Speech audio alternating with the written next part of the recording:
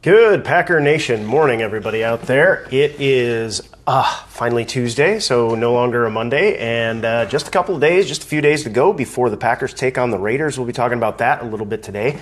As you get on for Packer Nation Roll Call, let me know who you are, where you're from. We'll give you a shout out as we start the show. And this morning, as you jump on, let me know who you are, where you're from.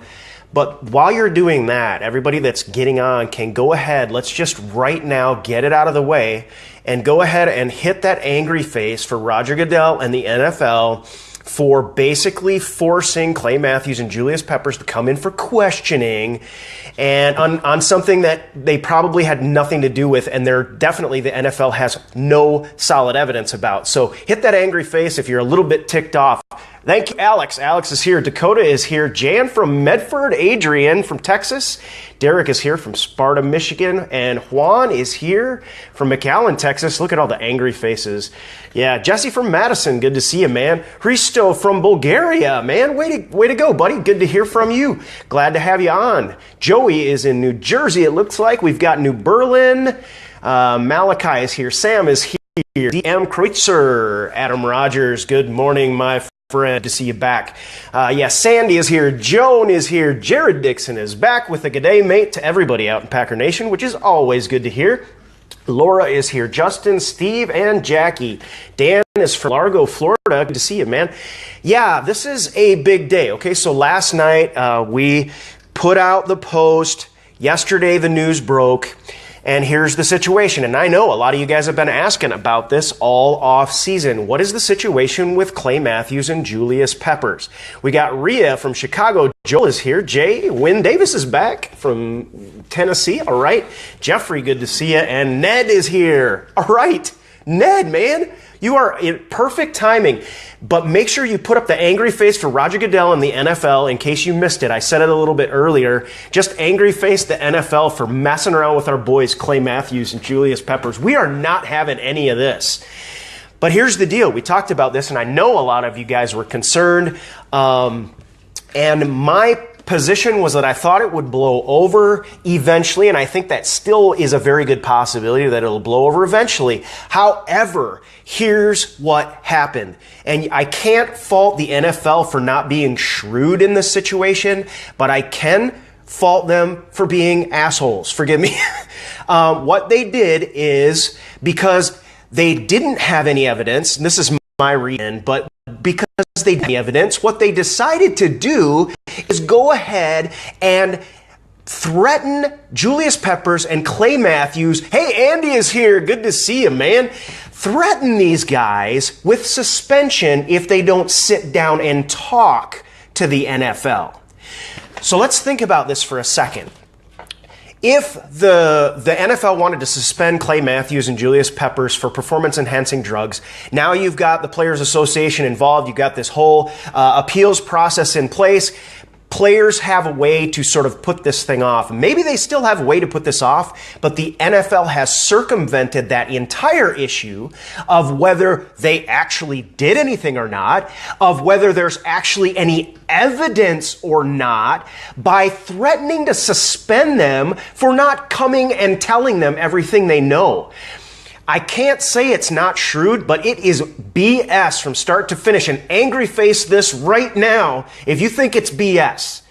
Because the NFL and Roger Goodell basically, Goodell is the god of the NFL. He has shown that. Now, from time to time, when there are good decisions made, that can be a very efficient way to run things.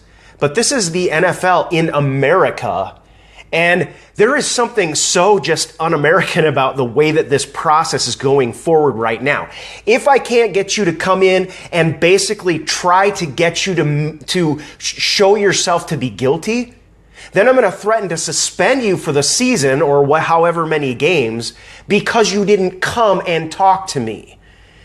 I mean, does anybody else see something wrong with this scenario? Again, it's very shrewd. I have to credit the genius who came up with this idea that, hey, guess what? We can threaten to suspend them if they don't come in and talk to us and circumvent the whole idea of whether or not, A, they did anything wrong, or B, they are innocent until proven guilty in the league. kind of like American citizens sort of kind of expect to be. All right, well, we've got angry faces coming across the face. If you have, and Ned is saying guilty until proven innocent. And hit the angry face if that doesn't just sound so wrong for you. They are streaming out right now. The outrage will be unparalleled. Let me ask you this, okay? What has Julius Peppers ever done in this league to disparage its name or besmirch the reputation of the NFL? One thing that Julius Peppers has done in all the years, over 30 years old now, what has Julius Peppers ever done to besmirch the name of the NFL? Absolutely nothing. He has been an absolute ambassador for the greatness of this game, a quiet proponent of this NFL that we love. And now they're calling him to question. Not only that, I mean, if there's something you've got on him, that's fine. But don't threaten to suspend a guy. Hey, guess what, buddy? You better come down and sit down with me so that I have a chance to prove you guilty without any cause, or else I'm going to suspend you for not sitting down with me. Name one thing. We got Joey says, Gestapo Goodell. It's t-shirt time, bro. Total t-shirt. Totally with you. The police state of the NFL says Hagler Marty. I think that might be your face. Shane says bull. Hit that angry face if you haven't hit it right now. And that is only to say that we only talked about Julius Peppers right now. Clay Matthews, a Super Bowl champion. The guy who was picked up on the trade from Brett Favre. In the midst of controversy, Ted Thompson traded up back into the first to pick up Clay Matthews. What has Clay Matthews done to disparage the reputation of the NFL? Now, I'm not saying, and again, no one out there should misunderstand. I don't think Packer Nation is saying that we are not for players following the rules. What I am opposed to, however, is the NFL threatening suspension to players who do not come in and plead themselves guilty to the Gestapo. Thank you very much. B to the S, boys and girls. Now you watch. Now, and we saw something similar with the Tom Brady situation. However, the Tom Brady situation was investigated properly. The Tom Brady situation had an independent investigator come in and do work. The Tom Brady situation was decided upon some kind of abstract factual evidence. Anybody out there got any factual evidence in this case? What we got is basically an Al Jazeera report with absolutely no basis and a liar who has stated himself that he lied. So what do you believe? Now we're going to believe that he's telling the truth when he said that he lied? Irony rules this situation, ladies and gentlemen. Irony rules.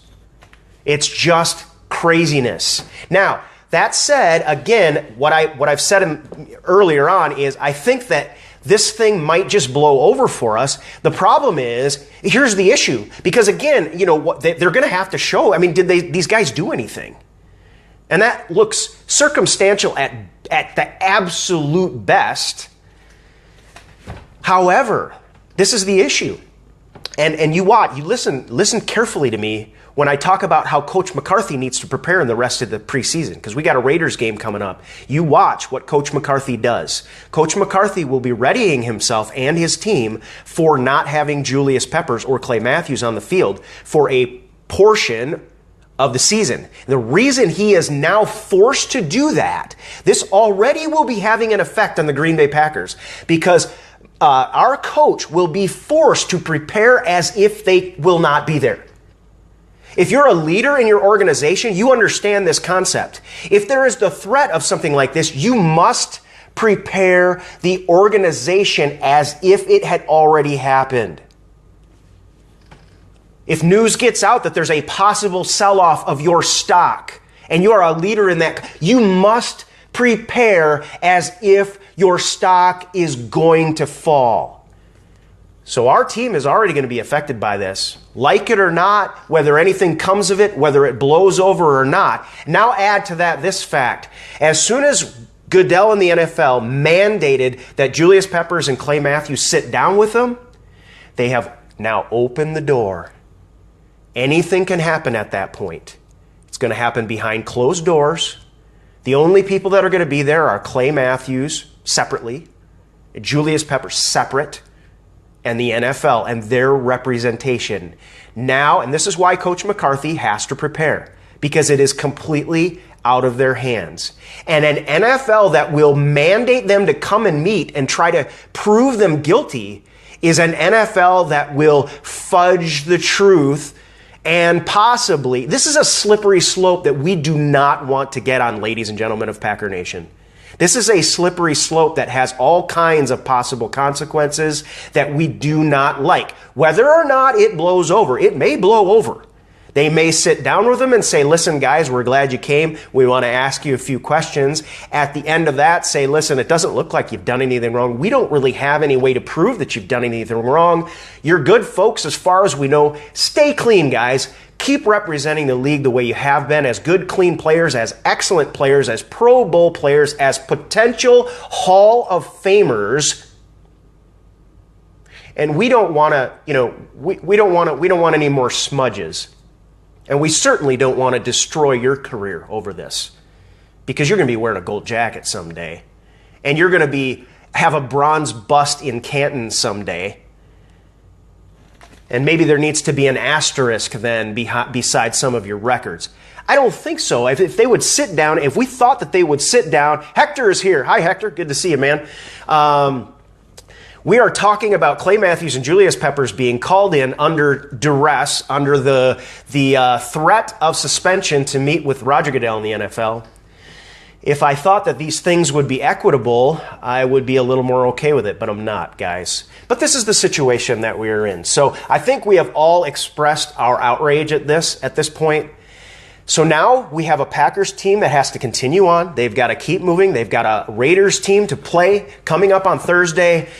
What are they going to face? Well, number one, they're going to face the adjustments that they have to make, which at this point, second preseason game that we've played of the year, second preseason game, there's not going to be a huge effect, right? Because we didn't expect to see Julius Peppers on the field necessarily at all. We didn't expect to see, I would have thought Clay Matthews might play one series at most in this game, because we already know Aaron Rodgers is not going to play, even though we don't know whether Brett Hundley will or not.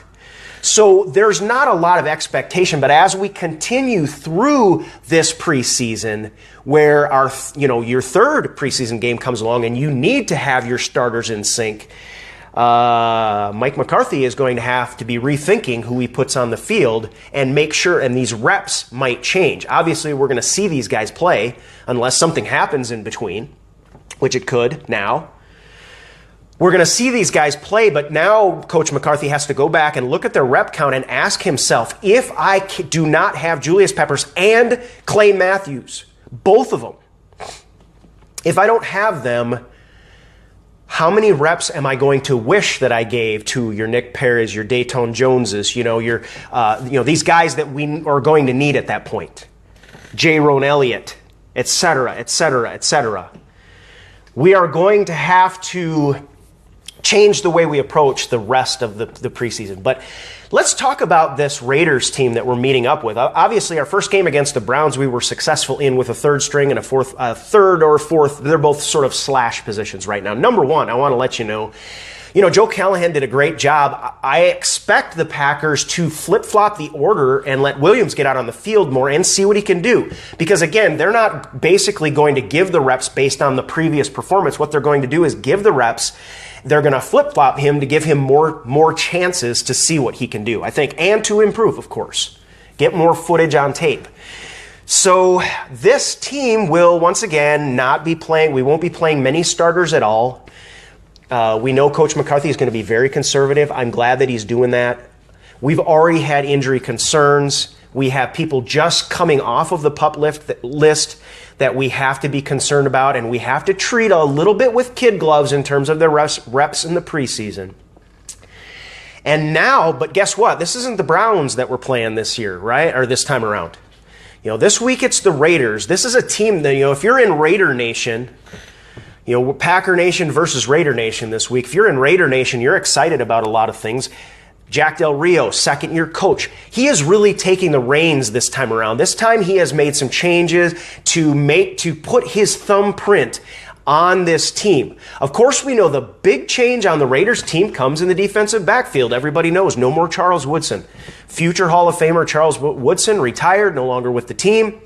The Jack Del Rio and the Raiders organization has had to retool their defensive backfield, i.e. opportunity for the Packers offense.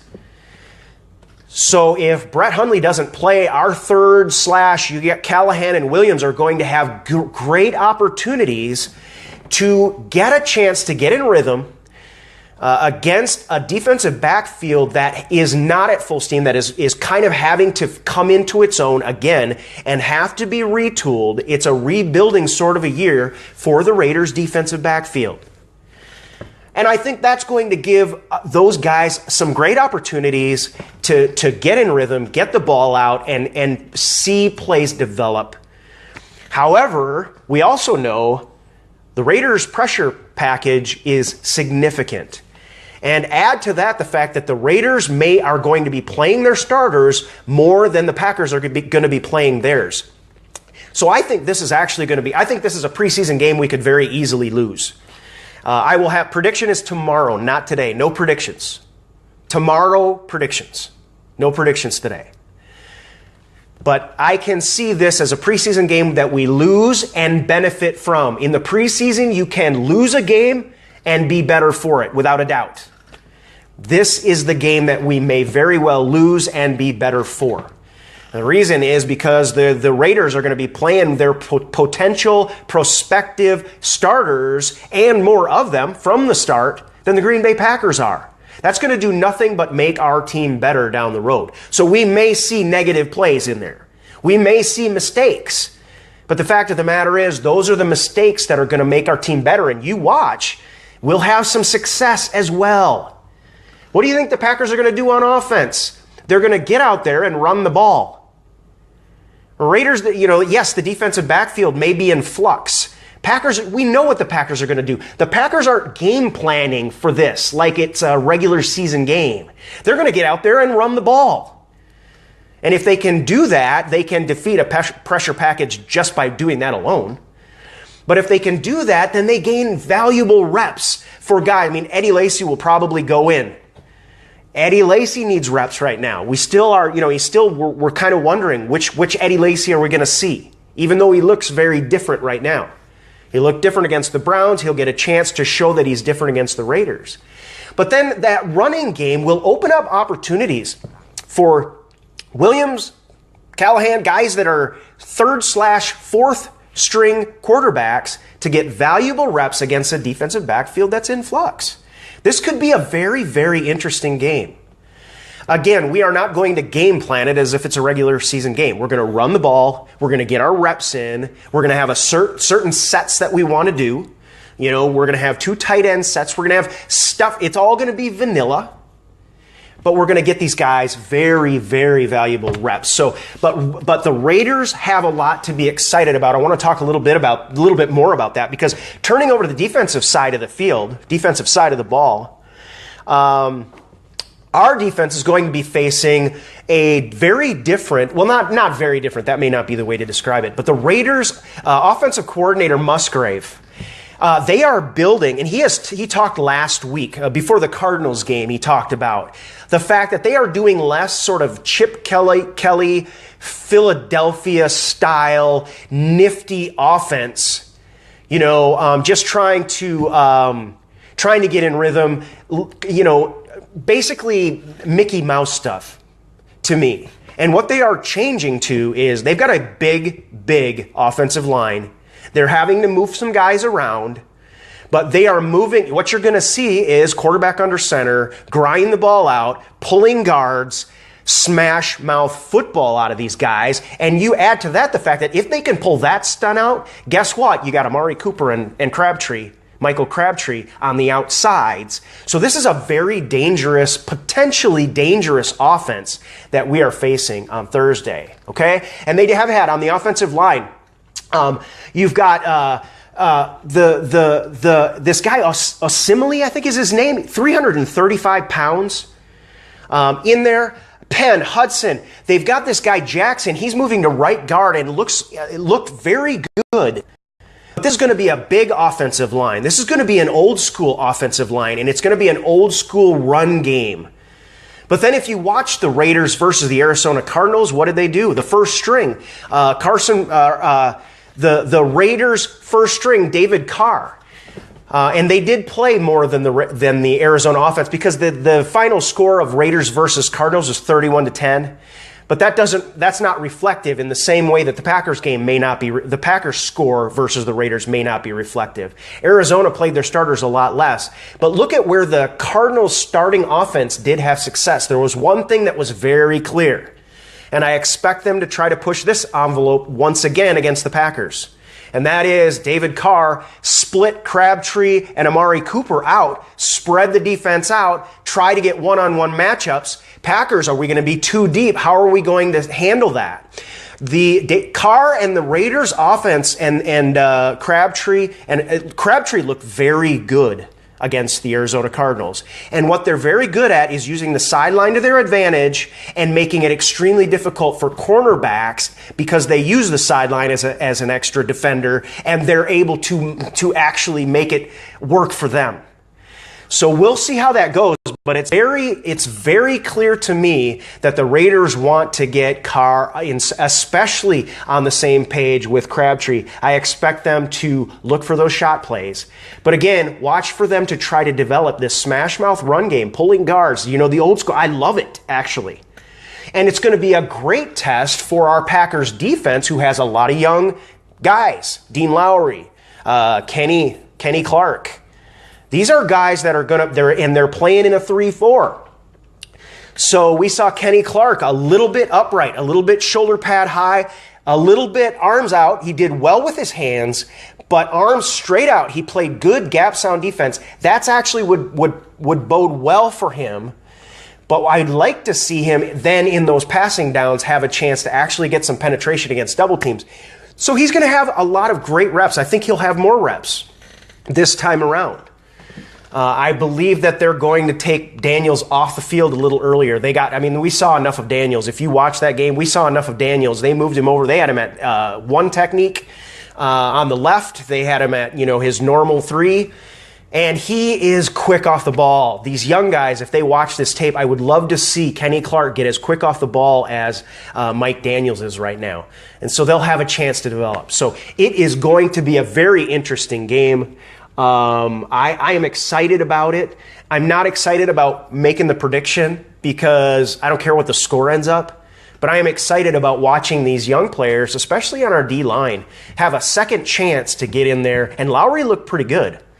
Lowry is a tall guy, and there were times he had better pad level than Kenny Clark. Well, I guess that's probably not a good comparison unless they were on the field at the same time, but he did extremely well. So we have a lot to be excited about, even though we're all now going to be agitated until we find out what's going on. Had a little snafu there. I don't know why, but until we figure out what's going on with Clay Matthews and Julius Peppers, we're going to be wondering, and we're going to have to sort of sit on the edge of our seats for all the wrong reasons. So, yeah. Okay. Well, if you didn't get your shout out yet, put your name up, let me know where you're at, and I'll give you a shout out on the way out. That's what I wanted to talk about today. Thank you so much for joining in, letting me know how you feel. We want Packer Nation to be able to express themselves. Thanks for the thumbs up. Thank you so much if you're watching this on YouTube. If you'll subscribe to my channel, that would be fantastic. We've got John says Packers rule even here in Canada. Jared says think positive, Packer Nation, and that is true because if there's one team in the league that can handle the little bit of adversity that we've got right now, we can handle it, and hopefully it'll blow over. Deb is here. Packers for life. Go Pack Go. Scotty Thomas says free Matthews. That's another good T-shirt. Joyce Allen from West Texas. Good to see you. You guys have a great day. Tomorrow's Wednesday, which means you only have one more day to go if you can get through today before another night of Packer football. So enjoy your day. Have a good one. We'll talk to you again tomorrow. Go Pack.